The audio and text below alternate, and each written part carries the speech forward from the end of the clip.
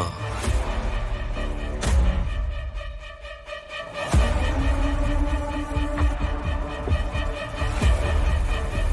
മോളെ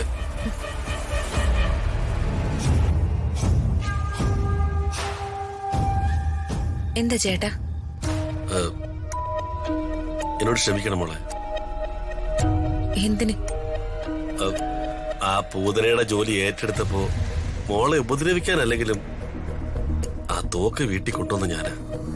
എന്നെ ഉപദ്രവിക്കാനല്ലായിരുന്നു എന്ന് എങ്ങനെ പറയാൻ പറ്റും? അതിന്റെ പേരില് ഞാനിപ്പോ അനുഭവിച്ചതൊക്കെ ജേട്ടൻ കണ്ടതല്ലേ? ജേട്ടാ, ജേട്ടൻ എന്റെ രാജുവിന്റെ ചേച്ചിയുടെ ഹസ്ബൻഡാ. എനിക്ക് പ്രിയപ്പെട്ട പ്രിയച്ചിയുടെ ഹസ്ബൻഡ്. ചേച്ചി വിഷമിക്കാൻ പാടില്ല. അതിന്റെ പേരിൽ എന്റെ ഭർത്താവിന്റെ കുടുംബം കലങ്ങാനും പാടില്ല. അതുകൊണ്ട് മാത്രമാണ് എനിക്ക് നേരിട്ട പ്രശ്നത്തിലേക്ക് ജേട്ടനെ വലിച്ചഴക്കാത്തതും കോടതിയില് ജേട്ടന്റെ പേര് പറയാത്തതും. അല്ല, എന്നാലും മോളെ അത് വേണ്ട ചേട്ടാ. ആ മാറ്ററിലേക്ക് കൂടുതൽ കടക്കാതിരിക്കുന്നതാ ജേട്ടന് നല്ലത്.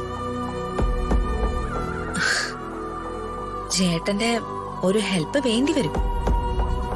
അപ്പോ ഞാൻ വിളിക്കുമ്പോ വരണമെന്ന് മാത്രം.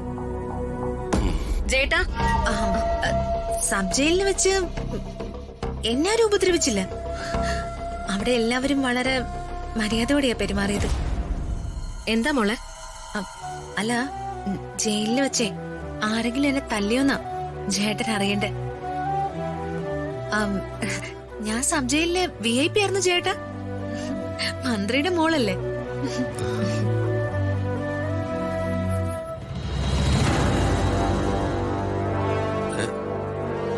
അല്ല, നിങ്ങൾക്കിത് എന്തു പറ്റി?